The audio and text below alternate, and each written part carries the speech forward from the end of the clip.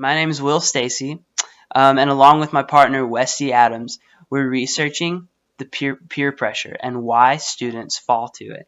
So we started off by watching a video, and this video was from a Wisconsin news organization, and they did an experiment on a group of teenagers to see how they would react when put under peer pressure. So it started off, there were a group of 3 students, and an actor was introduced. This actor pretended like he had been drinking the night before and had woke up that morning hungover and continued to drink. So they all kind of laughed about it, and there wasn't really much said after that point. Then an adult walked in the room and told him, hey, we need you guys to drive out to this location. We're going to give you our car. We're going to give you the keys to our car.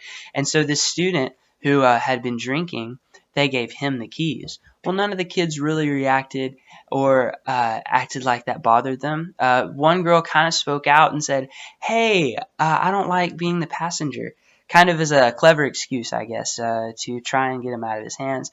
But at the end of the experiment, it ended up with him being the driver, and the kids didn't question anything else, really. So they stopped the experiment and told him, hey, guys, we were experimenting to see if you would let someone who had been drinking drive. And so the students were pulled aside and they said, hey, so why were you going to let him drive? Like, why did you give in to the peer pressure? Well, one student said that they just really didn't believe him. He was like, I think he was just trying to be cool and get into our group, you know. And one of the girls said, well, I was just really nervous and I didn't want to speak out. And so this kind of goes to show one of our first points is that susceptibility to peer pressure often varies between individual characteristics. And we saw this also in one of our peer-reviewed journals by Hawkins. And so some of these variables of vulnerability to peers are individual level factors. And that comes from Brown. You know, each person's different, and they're going to have a different reaction to when they see these dangerous things going on that they know probably shouldn't happen. And some people are going to speak out. Some people aren't. I actually watched a video recently. It was really funny. It was an elevator. It was in an elevator, and what they did is they had a group of people come in the elevator, and they would face the back wall of the elevator instead of the front wall where the door was. And sure enough, when a stranger would get on the elevator that wasn't part of the experiment, slowly they would start to notice that everyone is facing the other direction, and they would also turn around.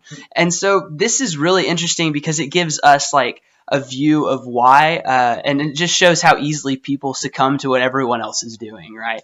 And so one of the things that we really noticed that was interesting is the reason we fall into this peer pressure sometimes as adolescents is that we often put ourselves in some situations that go against what we personally believe.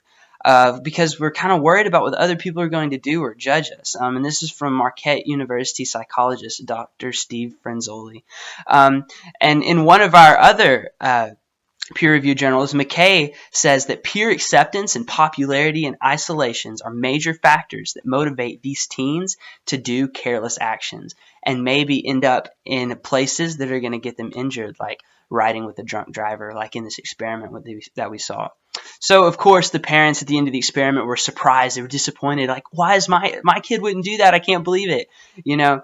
But let's look a little bit more about what peer pressure is. So Merriam-Webster Dictionary says that peer pressure is the feeling that one must do the same things as other people's one age or in their social group so that they'll be liked or respected. So where does it all begin? Peer pressure typically begins as soon as children begin to pay attention to others and are concerned about what others think. This starts in early childhood. And this is from one of our sources, Brett Larson, a PhD in American Psychological Association. So why that age? Why adolescence? Why doesn't it start like later in adulthood when they're more independent and they're hanging out with people who are engaging in risky actions? Well, one of the things that we noticed in one of our peer-reviewed journals, it said as children step into the age of adolescence, they begin to spend much of their time with peers rather than being influenced by their parents and family and friends. Well, society and institutional organizations also influence them a little bit. But we got to realize that as a kid, You're spending at least 8 hours a day, 5 days a week at school. And so most of the time you're awake during the week, you're around your friends. You're not around your parents as much. You spend a lot more time around those peers that are going to pressure you to do things so that you fit into their group. In our book, Child and Adolescent Development, it actually says that starting in middle school, adolescents spend more time with their peers, which then become important sources of social and emotional support. These peer groups often have their own peer culture, defined as specific social values and norms for behavior. So, man, this peer pressure is a complicated thing, and it can be powerful in the life of a child, and that's what my friend Westy Adams is going to talk about in the next section, the power of peer pressure.